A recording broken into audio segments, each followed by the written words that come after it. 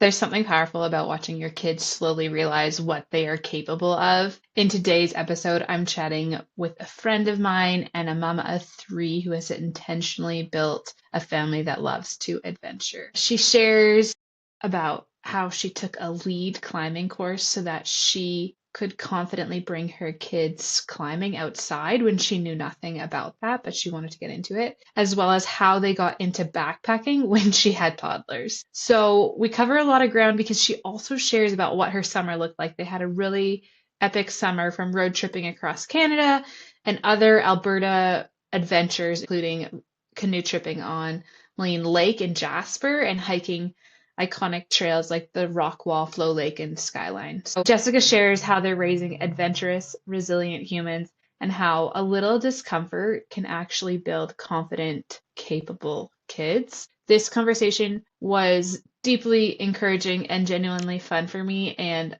I know you're gonna just really love Jessica and gonna want to hang out with her afterwards too. So listen in. Welcome to Let's Go Outside, a podcast bringing moms together to chat about the raw, unfiltered reality of doing the exploring we love after having kids. No matter your comfort level of adventuring with the little ones, this is a space to have honest conversations about the real struggles of getting out the door with the kiddos. I'm Danica, a mama living in a small mountain town who's totally obsessed with healthy food and taking my kids outside every single day. I professionally guided backpacking trips in the Canadian Rockies, and I'm certified as a Leave No Trace instructor. On the show, you'll hear real experiences from other moms, plus tips on gear, trail snacks, and the best practices in the wilderness. Whether it's hiking, camping, backpacking, skiing, or traveling the world you want to do more of, this is your place to learn, find encouragement, and strip away any comparison. Come embrace both motherhood and the outdoors. Stick around. This is your place.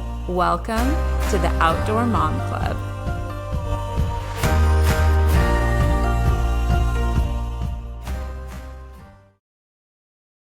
Welcome to the Let's Go Outside podcast. I'm super excited today to chat with my friend Jessica Bolton, and she is just a mom a couple years ahead of me, and I just really admire learning from her. She is such an expert at gear, and I would say just inspiration on the trips she does. So I'm so excited to chat with you today, Jessica. Thank you for coming. Hey, excited to see you. Yes. So tell the listeners and the community about you and your family. Yeah, how did you get into traveling and hiking?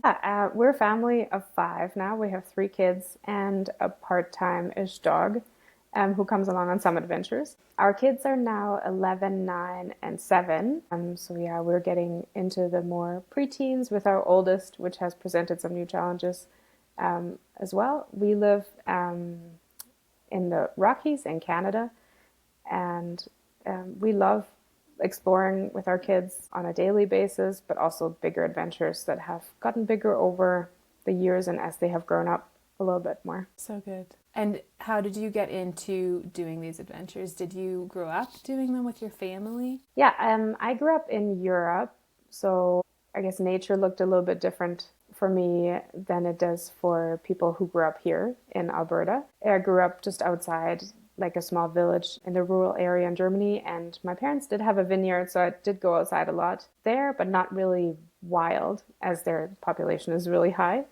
And as a family, we'd go hiking and downhill skiing, but that's probably as far as outdoor adventures would go. So the more, I guess, bigger adventures like backpacking and cross-country skiing to huts and things like that around here, we started more as we already had a family. So neither my husband or I grew up backpacking. Actually, we I think when Elijah was a baby, so my second, we just asked some friends if they could take us along on a trip. So that was an adult-only trip just for a night, just because it's something I really was interested in trying.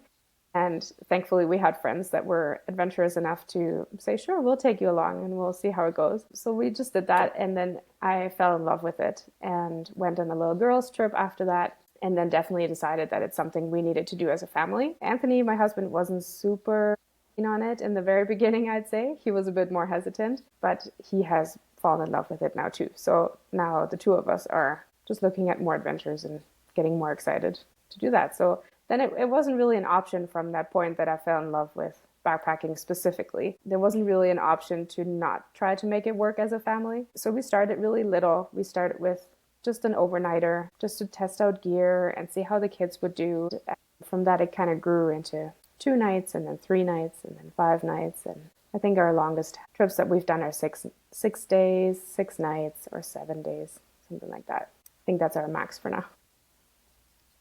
That's so cool to hear, because no one says I got into backpacking when my kids were toddlers. Yeah. That's not heard of, not common at all. So I just love that it was an interest, and you went for it. That's so cool. Yeah, and the same actually happened with climbing as well. Yeah, Sorry. share about climbing. Yeah, please share about climbing. The same has happened with the climbing as well. I think Anthony and I would go on like a date or two before we had kids to go to the indoor climbing gym. And that was always something that we kind of liked, but it was also expensive to do. So then we kind of looked into ideas of how we could do that as a family once we had kids, and just kind of figured that it's cheaper to actually just buy some gear and then go outside. And again, thankfully, we had some friends that were already into those kinds of things. So they would take us along on a couple trips. And then we kind of realized that, like, no, this isn't something that we just need to do when we don't have the kids, which doesn't happen very much for us because we don't have family around where we live. So there isn't just some free babysitting available all the time. So anything that I want to pursue, we have to pursue together as a family. So again, the climbing, I think for me, with my German brain that likes rules and regulations, I really didn't feel comfortable taking them without taking any special courses and things before. So I took a wilderness first aid class just close by here. And then we also got a satellite in-reach device to make sure that we could call for help if we needed. And then I took an outdoor lead climbing class, just to make sure that I feel comfortable with what I'm doing. And yeah, I think that's all we kind of needed to get started. And now just having to find those crags where you can strike a perfect balance between the kids having a good time and the adults having a good time at the same time, which means kind of you can't go to places that don't have a nice approach, or that the approach is too long. We try to find the areas that have like adventure built in at the bottom for the kids, so they can build a fort, or they can play by the creek, or they can make a rock castle or something. And then just the crags that aren't so hard that the kids don't enjoy the routes. And then most of the time it's about expectations. If I go out with the kids and I expect to do a whole bunch of routes by myself, I might be disappointed. But if I go out thinking we're going to have a great time as a family, and Anthony and I will get a bit of climbing in, and the kids will have a blast and be excited to go next time, that's mostly the goal. I have 2 things to say to that. I have some friends I know that they do like the morning is the kids' day, or like the morning is for the kids to climb, and then the afternoon is for the parents. Or they'll do like, oh, nice. One day of the weekend is for the kids to climb, and then the next day of the weekend is for the adults to climb. Because if there's not a good crag with lots of varying difficulty, it can be like that. However, if you also go to a really hard crag, it's super overhanging, you can make a sick swing for the kids to go on. But that's not usually what I'm climbing, but we end up there sometimes. No. And then another thing I was gonna say, when you go to Germany next, you could do a little layover to Sicily. And we were climbing in Sicily in February this year, and they have a guidebook. I think this is honestly better for little kids, but they have a guidebook that rates it, how good it is for families. Like they have like this little wagon and how many symbols of the wagon, how good it is. Yeah. It's a super fun place to go right by the ocean, and it's like a campground, but like rock climbing right there that you walk to, and you guys would love it. Mm-hmm.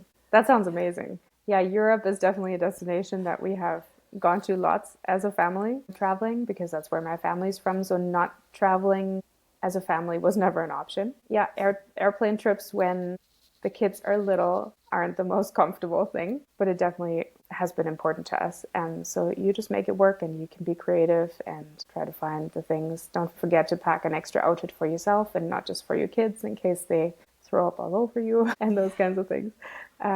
But yeah, there's a lot of good climbing destinations in Europe that we might want to check out in the future. We have looked at some in France. When we went down there a few years ago, we took a trip with our kids and went to see my family, but then also wanted to explore a bit of something else and not just the same old every time. So we went down to France and took a little road trip there and ended up camping a lot, but not really climbing just because we didn't have the gear and it wasn't the focus of the trip. But there's definitely adventures to come. Yeah. It's hard deciding when you do an international trip to bring the rock climbing gear or not, because it's like a whole separate bag you would need. And then with kids, it's, do you want to lug that around? Is it going to be worth it? It's always that question of asking that, and then also like paying for full flights for everyone and then an extra bag of climbing. Definitely have to be creative. We have been doing it all carry-on lately, and it's kind of painful just to like have, so we have like 6 bags with us, or like we're just like carrying these 2 toddlers, like, oh my goodness. But yeah, you have to kind of decide what you want the trip to be like before you get out there, I think. But that's why I love camping, is because you can usually like piece work something together in another country. Yeah, totally. Yeah, agreed. Yeah. I'd be curious to ask about the lead climbing course. Do you have any comments about that? Like, would you recommend that? Do you feel like you gained the confidence that you were hoping for in doing that course? Yeah, I can highly recommend that specific. Well, it doesn't really matter where you take it, I guess. It's more important that it has an outdoor component of it. So the one I took was, I think, 4 hours in the gym just to learn how to make an anchor and things like that inside, and how to lead climb properly, which I didn't really know before. And then it was a whole day outside. And I think the value was in that whole day outside, just to keep repeating all the things that we had learned. And then I think it's like with climbing specifically, I don't feel comfortable if I haven't done it in a while. So I love to keep practicing all the things I learned at that course. I like to keep practicing, because if you, like in our season here, it's fairly short. And if we have lots of other trips planned, we don't always get a lot of climbing in the season. And then if I didn't do much, or if I only went in the spring, and then the next year we're going to go again, and it has been a whole year since I've practiced any of those knots and things, I like to keep practicing them even at home to keep up those skills that I learned at the course. But yeah, that was pretty much all I really needed to feel comfortable. Not just belaying my own kids, because we like to take our friends along when we go climbing, because it's always more fun when there's more families around. So that usually means that it's just Anthony and I who know how to climb, and with our gear. And then we share that with friends, and they bring their helmets and shoes, but the rest of the gear is ours. So I really wanted to make sure that I know what I was doing, especially belaying other kids and other adults as well. That's good. And I think sometimes you need a refresher in the gym to just like get you through the winter or something like that. If that's where you're at, I feel like totally. That's good. But I love the point that you made, that you did the cost comparison of like, could we just get into rock climbing with our kids and go to the gym all the time? Like, we enjoy this, and then realizing, oh, the gear is way less costly if we buy it and go outside, and then it's free and it lasts a long time. And there is, expiring gear and stuff, but I really think that's for sure. Great way to approach it, that you calculated those costs. Yeah, that's so good. Would you share the adventures that your family took this summer? Maybe some highs and lows, and I think people always love to know of new places to add to their visit list. So yeah, please share about your trips. Yeah, I think starting with the winter, I guess this last year, we did a little trip to Elk Lake Hut, which is just crossing over the Alberta border into BC. And it's an Alpine Club of Canada hut. It's about 7 kilometers to the hut, and then 7 back out. It has a good incline to get over the pass, which is Elk Pass. But I've done it before. I did it once with friends, by myself, just me and the kids, because Anthony was working and I didn't want that to stop me from going. So I was stubborn and I pushed through and I did it by myself, which was your kids definitely on tiring. Skis? Yeah, so they thankfully all. So Leah, our youngest, who's 7 now, she started backpacking by herself when she was 3, and also skiing around that time. So when I took her by myself, because now she can mostly ski by herself, but I had one of those bungee cords and her climbing harness attached to her. And then the bungee cord that lots of people I think use for mountain biking usually. So that's attached to my waist. And then when she gets too slow, because the other two, they're pretty athletic. They're all pretty athletic, but the other two are much faster and just more into going a bit quicker. And Leah is not. She loves to dream and look around. And then the other two get frustrated. So to mitigate that, I have that bungee cord. So when she gets tired or she just doesn't feel like going fast, then I pull her. But then that way we don't need the chariot, which the chariot by myself, I just found very cumbersome. So it worked really well when they were little, but then I was excited to ditch it once they were old enough to. So yeah, so I just pull Leah a little bit and then the other two can mostly ski by themselves. So yeah, that's a trip we did this spring. The conditions weren't great, but it's such a beautiful hut. And when you get there, you have like a place to sleep. You just need to dump out your pack with your sleeping bag and the food you brought, and then it's just enjoying the time there. Yeah, that was a good winter trip. And then this summer, we've been very busy. We started our summer by going to the East Coast and exploring a bit more of Canada. So the kids and I flew, again with only we had one checked bag and the rest of us had just the personal item to make it cheap. We flew all the way to Halifax. And then Anthony stayed back and worked a little bit more and then followed along with our friend. So they drove our van out in about 4 days. So they took it pretty quick. But I had that time with a friend of mine who has family at the East Coast. So we got to explore. We stayed with them for a bit and then we did lots of camping around to explore Nova Scotia and Prince Edward Island.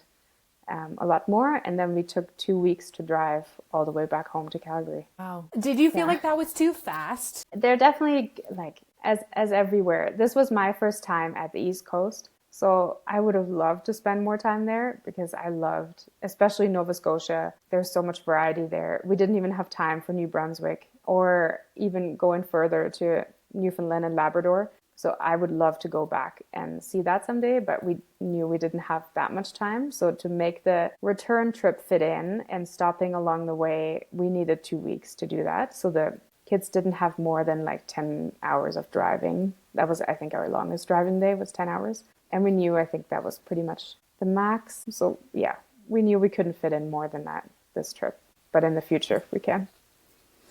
Do you have any road trip inspiration? I think that's really daunting for people to hear, like you're in the car with your kids for 10 hours. Do you have any games or tips or anything? Yeah, actually we do. Obviously, if kids are used to driving, this is going to be much easier than if they're not used to driving anywhere. Our kids are fairly used to driving because we go see Anthony's family and they live 7 hours northwest of us. So we're kind of used to those car rides, like the 7 hours, which usually gets tough at the end. It's the last hour. No matter how long you drive, the last hour is usually the most difficult.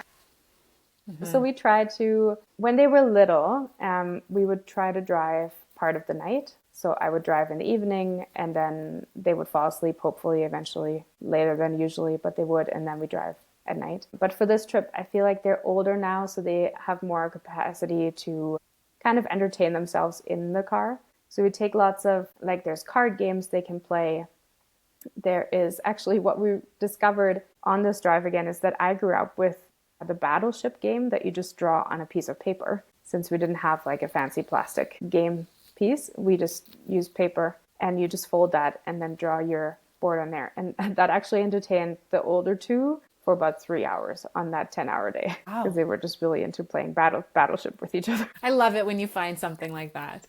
It's just a hit. Yeah. And the day before, I think we try to limit screen time with our kids a lot. So for driving, obviously there's going to be some, or for our family, there's some restrictions on screen times, but also a bit maybe more leniency than usually. But the day before our longest drive, I was so annoyed with them. Just when they had their screen time, they would instantly start fighting with each other. And I was so annoyed by that I told them, just out of being angry, I think I told them there's no screen time tomorrow while we drive.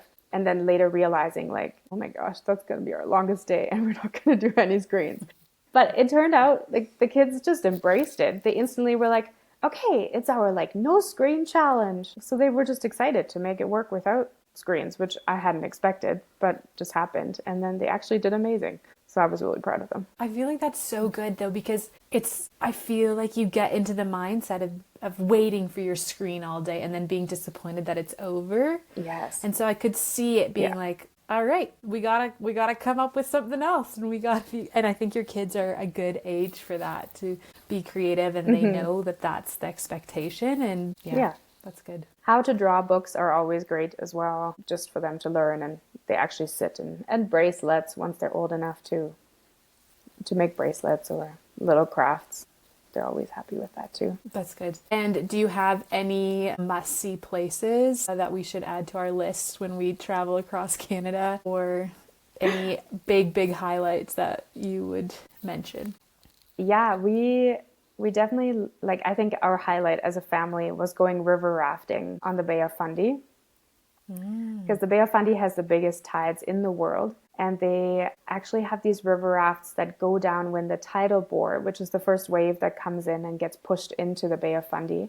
And it gets pushed up these rivers at the end of the Bay of Fundy. And then it creates a standing wave on top of a sandbar, or these sandbars along a river. So it makes it very family friendly, because you don't have to wear a helmet. Like for rafting, you usually need gear, and kids aren't allowed under 12 often, or 9. But this river rafting, any kid can go along, because they give you a life jacket. And then even if you did fall out, you just end up in the warm Bay of Fundy with a bunch of sand underneath you. So there's really no danger. So we took this river rafting trip that it was incredible, and it was so fun. And they had mud sliding incorporated in that time, which the kids also loved, and we did too, because Nova Scotia has some great mud. And the kids, we weren't sure if they would love it as much as they did, but they definitely thought it was a highlight of the whole time. So I can highly recommend that. I think just stopping in Ontario was really fun. For Ontario is very big, we realized, and there's so many beautiful lakes, and they're all warm and nice and inviting. So just taking the time to, I think, just saying, okay, our trip is going to be 20 minutes longer, but we're just quickly going to pull over at this stop and just jump in this lake, even if we just stopped an hour before or something. But just making those little just little moments happen, that where the kids are like, okay, like, we have some say in what we're doing today, and if we really want to stop here, let's take the time and do it. That's good. I love that. Making those days like still whimsical and special, and that they will remember them. Yeah, exactly. Yeah, and then from then on, our summer was busy mostly camping. We did first the Rockwall here in the Rockies, the Rockwall Trail. It's a fairly big loop. We did only part of it because of the permits. It's really hard to get permits for a lot of the big hikes around here. So we got a permit, but not the first campground. So we just made it a little bit shorter. But it was still an amazing trip. And it was actually, now in hindsight, thinking it was pretty good to do that one first, because it was really challenging physically. Okay. And the kids kind of had to just find their groove again into backpacking. So there was definitely some difficult moments with kids being tired, or kids not wanting to go any longer, or adults feeling tired as well. So it was a good intro, because then it made every other hike and every other trip for the rest of the summer feel so easy, because then the kids would always say, oh, but it's not the Rockwall. The Rockwall was so hard. This is easy. So that was amazing. Just because I think yeah, sorry. No, I was just going to say, can you just tell us like kind of the stats that you did on the Rockwall? Like how far were you hiking and how many days? Yeah, so the Rockwall we did in 4 nights and 5 days. And the kids' request from last year at the end of our backpacking season was that they wanted to not keep going. So how we've been hiking is like just trying to knock off a lot of these cool trails that are in our area. But that usually means that we just go from campground to campground, sleeping at a different campsite every night. And the kids' feedback was that they wanted to have more nights at some of the campgrounds, just because then they're able to explore and actually adventure around the place that they just discovered. So we try to listen to this feedback, because it's important for us to make sure they want to continue backpacking with us. So we incorporated on this Rockwall trip, we had 2 nights at the last campsite, Flow Lake, which happens to be one of the most gorgeous places in Alberta anyways. So it was nice that we got that reservation. So we kind of had to push to get there. We hiked about 10 to 12 kilometers probably every day. and the elevation just changes, so that makes some days harder and some days easier. So to get to Flow Lake was hard, but then they knew they had a rest day there, and we just had a day to just walk around the lake and explore and build a fort. And on other trips we've taken a fishing rod, and then you can try to go fishing and just let the kids enjoy it and do little polo plunges in the cold lakes and things like that. So that was fun. That's so good. What were the trips that you did after that? Then we also went and did the Skyline Trail, which is just another really popular hike. We usually try not to do all the popular ones, but this one was, our friends had to give up a reservation that they had made. Again, really hard to get. So they offered the reservation to us, and we couldn't really say no. So that was a bit of a push to make that one happen with other trips that were around then. But yeah, we managed to do the Skyline as well, which is in Jasper. So that was also 4 nights and 5 days with some nice campgrounds. We didn't get to do 2 nights at that one because we didn't book it. Yeah, but it was a great trip. Again, kilometers, like we started with a smaller, I think it was only 2 or 3 kilometers on the first day to get in, which allowed us to drive there and then start our hike. And then it's like 7 to 12 kilometers every day from then on. Yeah, it was really good. Awesome. I get asked quite a bit about the gear that we use while on international trips, especially about our lightweight playpen that we use. We'll bring that into the rock climbing crag or hike it into a beach and really use it for daytime naps anywhere. And so I put together a travel gear list, and I'm really hoping that this doesn't just cover like basic things that you would find on any travel list, but it's unique to the fact that these are specific things that might not be deemed as travel. And they are things that we have used over the last 5 years of traveling with our kids. So I've also included my kids' favorite activities for the plane and for road tripping as well. We have been really enjoying house sitting lately, and so I also put all the details in there. So if you're interested in that kind of thing, it is all linked in the show notes, so you'll find the link there. If you are into making healthy homemade snacks, I wanted to let you know that I have a huge library of homemade muffin recipes. They're all healthy. My goal is to make them nutrient dense with things like fruit, high in protein, whole wheat flour, low in sugar, no dairy. I mean, whatever you're looking for, it's there. The goal is that it won't break the bank and that you can actually find these ingredients, most being in your house.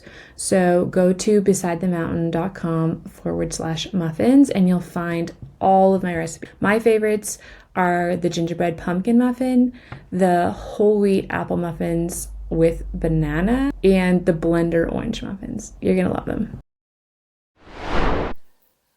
Yeah, so at the end we had a few canoe trips that we did. We went on Maligne Lake twice, actually. So Maligne Lake is also by Jasper. And my little secret that I'm going to tell everybody about is there is a campground. It's only 4.3 kilometers, I think, to canoe to, and it's called Hidden Cove. And it has over the last 2 or 3 years just become one of our favorite spots to go to and to bring people that maybe aren't as confident in going backcountry yet, because the canoe kind of gives you a bit of an in to the backcountry without having to carry everything. So we can bring friends that aren't quite sure if they're into backcountry hiking yet, but they're like, yeah, we can like manage to put our stuff in the canoe and then come along. So it's this beautiful campground on Maligne Lake, and it has, the magic of it is that it's a little island and it has a cove, and it also has a little cabin, which is, there's wood provided and you can bring more from the dock. So it's perfect for the shoulder seasons, and we love it in the fall because then the nights you can bring your warmer sleeping bag and you're fine sleeping in your tent. But then during the day, you can hang out in the cabin. There's a table and a wood stove in there. So it just makes it amazing for the kids, even when the days get chilly. And the cove is perfect for the kids to, the last couple times we brought our paddleboard along with our canoe because the kids have gotten into just paddleboarding around. It gives them a bit of a sense of independence. I think they can do that on their own. So this cove is just perfect because it's not open to the big lake. So it's just a little cove that you can see from where the hut is and kind of the main fire pit area. And you can kind of watch the kids just fishing around on their paddleboards and just paddling each other around. And they've really enjoyed that. And it's just very peaceful and beautiful. So on our last trip, we added on an extra couple of campsites to that canoe trip, and we went to the middle of the lake of Maligne Lake, which is called Fisherman's Bay. And then there's another campsite at the very end of the lake and that's Coronet Creek. And we definitely hit our limits on that trip because the weather wasn't great for us. So I think that was a big learning curve on canoeing that time. We actually, the trip started actually with a storm when we got to the dock, and we wanted to go to the campsite to Hidden Cove, but the water was just not calm enough for us to actually go. And as soon as we tried to get into our canoe, we got blown to the other dock, and the kids were screaming and crying. And Anthony and I were like, oh, maybe this is not the best idea. So we had to pivot and be spontaneous. And we actually ended up sleeping in our van that night. Okay. And tried again the next morning. And thankfully we did, because I don't think it would have been a good idea to go that night. The water on the lake seems more daunting once it's dark, and headlamps don't really do much, so not recommended. And the waves were just not quite predictable, so we didn't really love that. So trying again the next morning was amazing because the wind had died down. You can see where you're going. The kids were much more comfortable. So I think it was just a good learning curve to listen to how everybody's feeling and not pushing through something that you maybe think is not quite safe.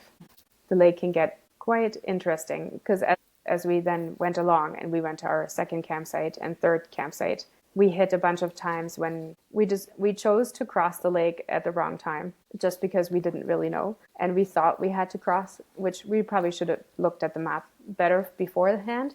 But then as we were in the middle of the lake, the wind picked up so much that we could barely manage just paddling and staying on the lake without tipping, without actually moving anywhere or getting closer to shore. So yeah, I think the lesson is staying close to the shore if you're not sure about the weather, and also just making sure that you try to get as much paddling as you can done in the mornings, because you just don't quite know how much the wind is going to pick up. But the staff at Maligne Lake, the park rangers and people were so sweet and watched out for us because we were the only family crazy enough, I guess, to try to go there without an electric motor. We found out later that most people who go to the end of the lake have an electric motor because they go fishing there and they bring gear for a longer time. But we were stubborn enough to try it just with our manpower. Yeah, but the ranger lady came with her boat and checked on us at the end of the day to make sure we had made it there. And on the way back, she actually radioed with all the tour boats that go on the lake as well. So she radioed with all those ferry boats and made sure that they would report to her where we were at. And then she waited for us at the end of the trip and just said, you guys are famous and you made it and everybody loved following you. And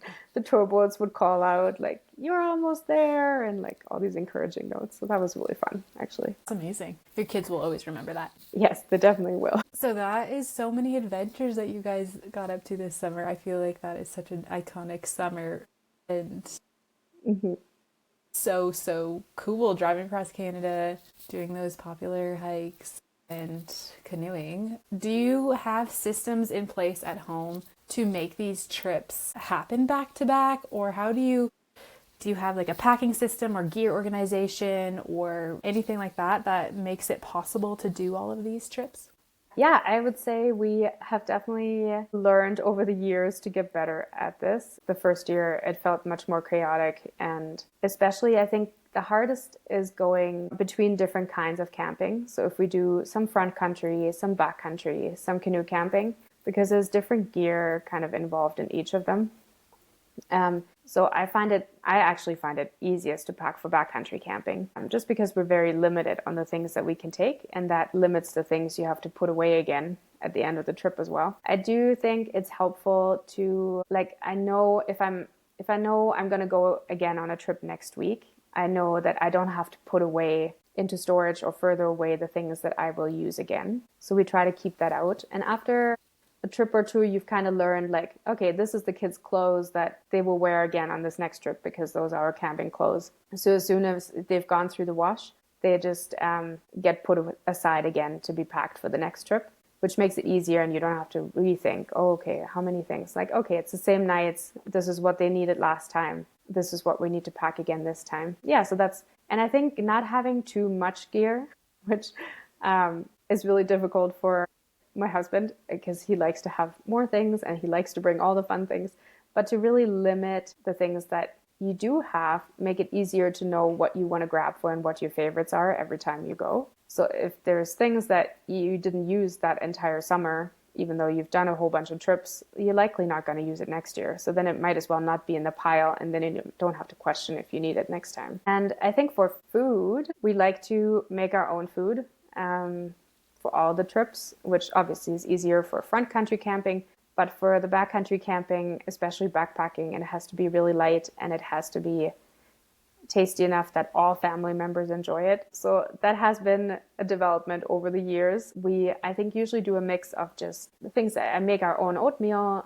So that's just a mix I put together with oats and coconut milk powder and nut powders and stuff. And then I just make a big batch when I make one, and then I have some in the freezer for the next time. So then I know already, okay, I've made 20 portions. That will be enough for the next 3 trips, for example. And then we've used our dehydrator a lot to make our dinners. And that is something that kind of just goes on as like the spring goes on and we know that we're going to go backpacking. I just make a double batch of whatever supper we're making and I dehydrate some of it. And then it's ready to take on the trips. I've started doing that also, and it's such a game changer. Yeah. It's life-changing. If you just have we have actually a dehydrator set up right beside our stove. It like fits on a shelf. It's like a cabinet almost. Oh, nice.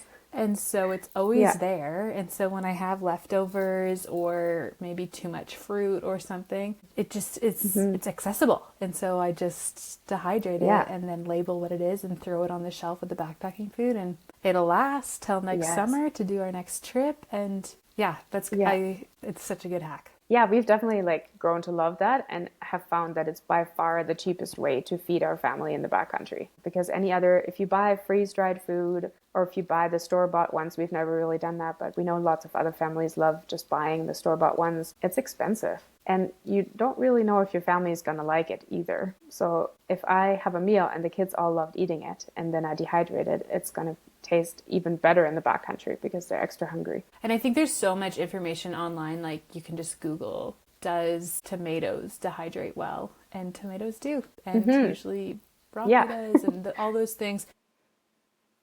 Yeah, and you can kind of see. But what are your family's favorite meals that everyone loves for backpacking? Yeah, our favorite dehydrated meals would be like Anthony's and my favorite is Ethiopian, actually.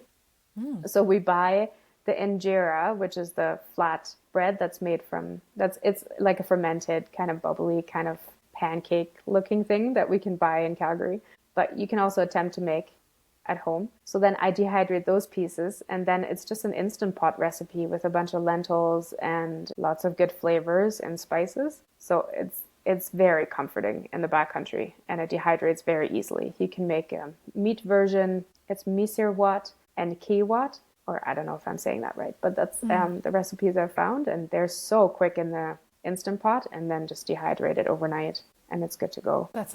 Thank you for that. I think people love hearing about those things. One last question about the dehydrator is, do you have a recommendation on a dehydrator? Do you have one that you like? No, as with a lot of our gear, actually, we buy used things, so we rarely have new things other than the shoes that everybody wears. Everything else we try to find used. Well, we're blessed with living close to a big city, so it's easier to find a bigger market on things, but the dehydrator was a super easy find. It was, I think, $35 or $40 just on Marketplace. And that's what we've been using. And no, there's nicer ones out there that maybe are more efficient or easier to load or anything, but we haven't needed that.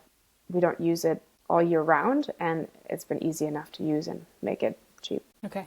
Cool. I would just say with dehydrators, I have a square one and I have previously used a circle one. And the square one is so much easier because you can just put a piece of parchment paper down and throw your curry on it and it will go fast. Whereas like the round one will work if you have like it's just more time cutting parchment paper or doing stuff. So I love my Excalibur.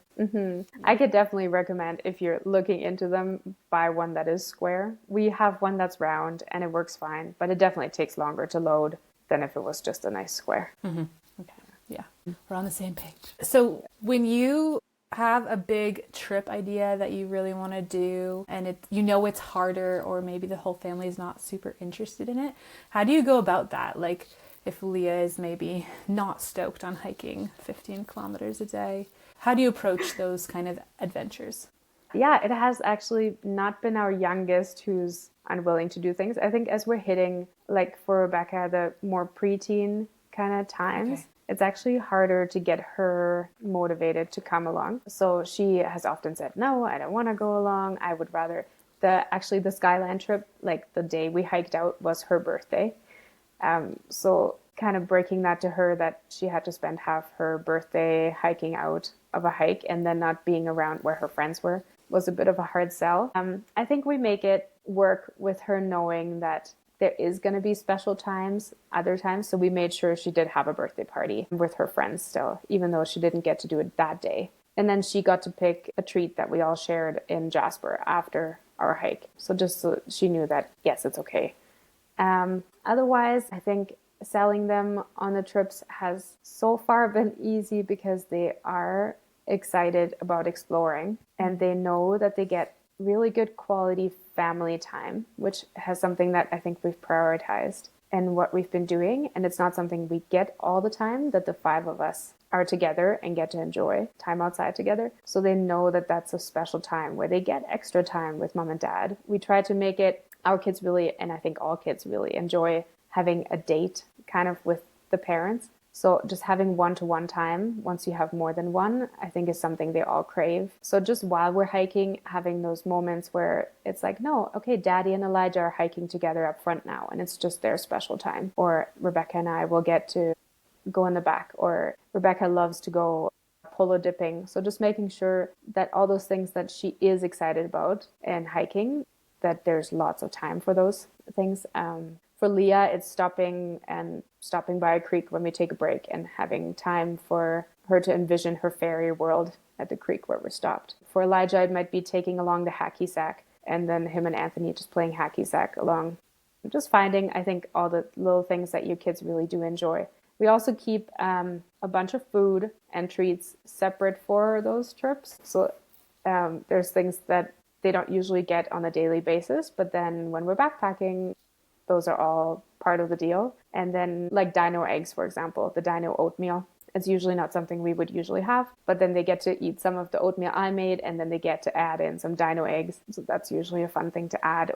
And then we usually take them for a little treat once we are done hiking again or canoeing as well. So they get to go have ice cream or go somewhere else, something that they don't usually get on a regular basis. So good. I really love that. Yeah. I just love that you know your kids really well and then you can take care of them well. And I think that that's exactly what you spoke to, is just know your kids and take care of them. And you can do those things on the trail too, that is their interests and loves. And yeah, that was really encouraging for me to hear. And I always like to tell people too, if they're worried about their kids having meltdowns at home already, and then how are we going to manage that once we're out there? Kids have meltdowns if they're preteen meltdowns and crying a lot, or if they're teething meltdowns, whatever it is when they were younger too. They happen at home just as much as they happen when you're out camping or being outside. There's not really any difference between, like, you can't make them not happen. So you might as well be in a place that is amazing otherwise and that challenges you as a family. That's always something I think really felt comforting to me as we went. Like, no, I won't have the expectation that we will get the best sleep on this trip, but that's okay. Or yes, if my kid has been teething and has been super grouchy, at home, they're going to be just as grouchy as when we go out. But it might distract them more. And then it's still a fun experience to have together. I totally agree. I think it's, and I think for me, it's easier to parent well, not all those situations, maybe not teething, but I would say, working through 2-year-old struggles where your 2-year-old is very demanding. Honestly, I have more patience when we're in the woods waiting for him to put his shoes on than in the house. And I am like, we need to get out the door. So I totally agree. It's going to be okay. You can handle them outside too. Yeah. And then I think for bigger trips with our family, Anthony and I did take a trip once just by ourselves because Anthony's parents were super kind and let us go on a solo backpacking trip. And yes, that was amazing. And it was great to push ourselves past like the 10 to 12 kilometer limit that we have right now. So that felt really good. But we know that that's not possible all the time. So we try to make the adventures and things we look forward to trips we know we can conquer as a family. And the other trips will just have to wait a bit for the future until they're older, or maybe one day we can do them by ourselves. Yeah, that's good. That's, I think, part of accepting parenting and kind of laying it down and serving our kids in this season when, yeah, just saying that will come one day, but right now our family is going to come first and they're not going to be here forever, and bringing them along and doing this. And yeah, it's good. Agreed.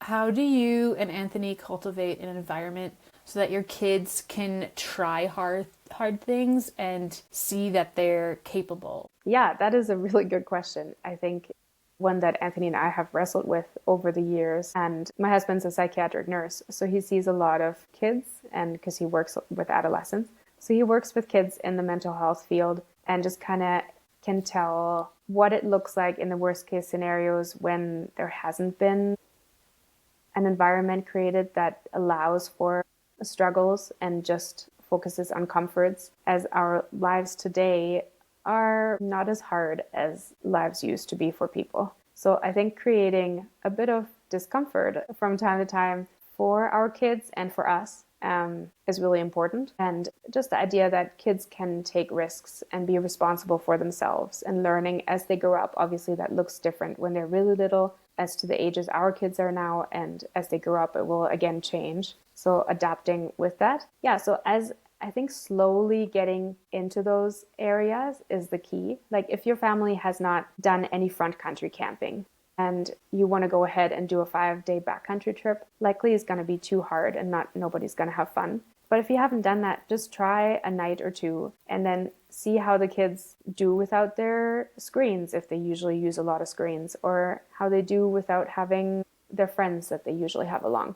And then giving them little responsibilities as you are in those situations makes them really proud and capable, and just shows them confidence in and being able to try things and fail at them too. So we love to let our kids, even in our backyard, trying to start a fire on their own or whittling some wood. Like, yes, it's a knife and it could be dangerous to use it, but if it's supervised and they get a chance to practice how it's done properly, it's going to enable them to maybe cut their own fruit for their lunches, and just doing kinds of those things that you can slowly enable them to do over time.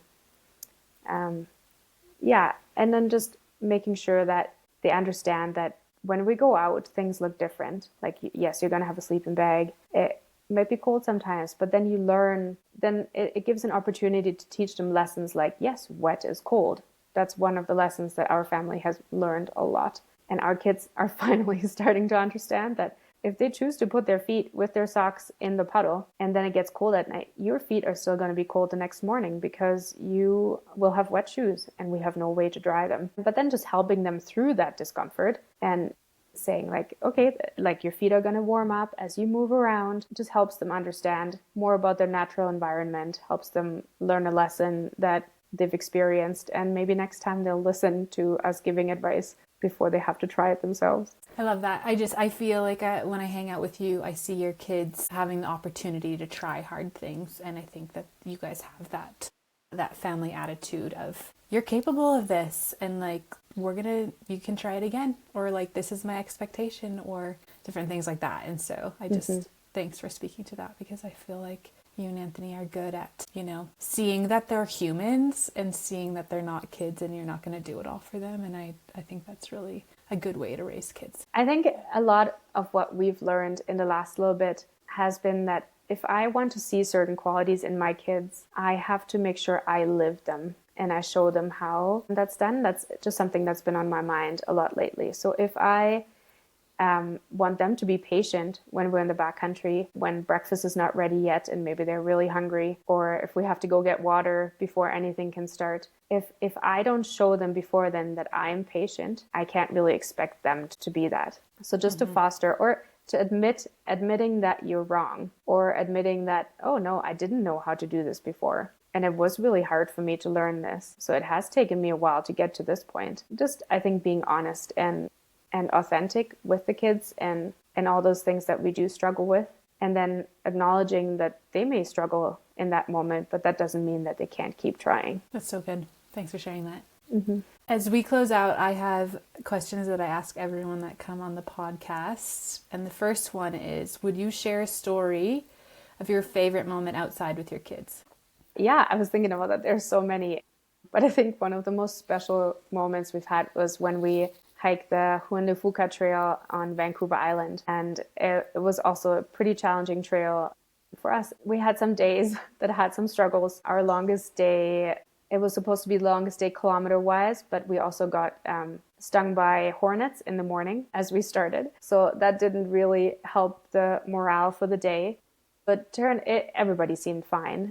Like everybody was okay in the end, and we make sure we carry Benadryl and things just in case. But that turned into a very long evening and a long night. So the kids were pretty exhausted, and we had to still get to our campsite, which we just took more breaks when they were too tired, but then kept going. But as soon as we got to our campsite, there was some beautiful berry bushes, and everybody enjoyed picking some for breakfast. But then Rebecca sat down with Leah, and Leah fell asleep in her lap. So before we had set up the tent, or before we were ready to put her in her sleeping bag, she was fast asleep on Rebecca, which was just a really special moment because there's a lot of times when those two don't get along. And just to see them just gravitating to each other and feeling comfortable with each other when they were outside was just really, really beautiful to see. It's so special.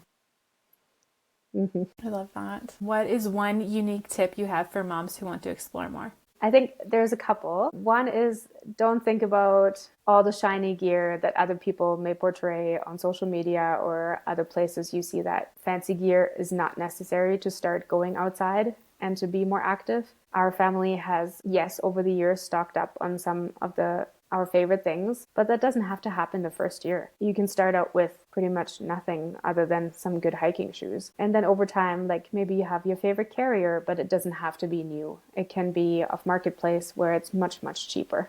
And it doesn't have to be the latest model either. We have focused over the years to upgrade just things that make everything lighter, so we can go backpacking further. So that has been kind of where we focused our things and our resources. But again, just having a lookout for those things used on the used market is much more economical than just trying to buy it all new.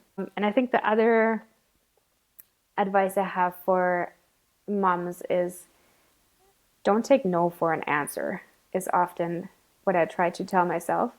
If you feel like you're a woman and you're a mom and that limits you from trying things or learning new skills, that is just something that we have been told and that limits us, but that's not actually a real barrier. The barrier is kind of in your mind. And as soon as you explore it, just like what this podcast does for everybody actually, is just showing people like, yes, those are all possible things. If I put my mind to it and I'm brave, I can try things even if I didn't grow up with them. You don't have to have been the most outdoorsy person your entire life to start backpacking with your kids. Like, you can start that journey today. It doesn't have to be coming from experience and from having the right environment and friends around you. Like, everybody's capable of trying those things, even if it's slow and a slow progress for your family, but you can get there. That's so good. Yes, trying to figure out what those barriers are or what those things are that you might be saying no to and you don't even realize, and realizing like, no, there's actually a way. I'm actually capable, or I can do a different version of this and I'm not there yet, but we can work towards this. Or that's so good. Thank you, Jessica. You're welcome. Thank you, Danica. Thank you so much for coming on the podcast today. I really enjoyed chatting with you, and I just love catching up and hearing what your family is up to, because it's always a fun adventure. Like, I have to say right now, last time we saw you 2 weeks ago, you were visiting us, and Anthony hiked a paddleboard into a cave where there was water and you couldn't walk in the cave, and so we're all paddleboarding, taking turns on the paddleboard, going to the back of the cave. So you never know what happens with your family, and I just love that you guys are open and just excited to try something like that. I don't think everyone's open to that, and so I'm thankful for your willingness and your willingness to come on the show today. So thank you, Jessica. Yeah, thank you for having me, Danica, and thank you for everything you do for empowering moms out there. it is super inspiring to me and always has been. So thank you for everything you do. Aw, thank you so much, Jessica. If you enjoyed this episode, would you please take a moment to leave a rating and a review? It honestly really helps the podcast grow to more people so that they can find it. And it's a free way that you can love on me. It honestly means more than you know. And I would just be so grateful if you could take a moment to do this so that more outdoor mothers could find the podcast. Don't forget, everything that we mentioned is in the show notes, from gear recommendations to trail recommendations to where to travel. So check that out, and we will be chatting so soon. We drop an episode every first and third Tuesday of the month.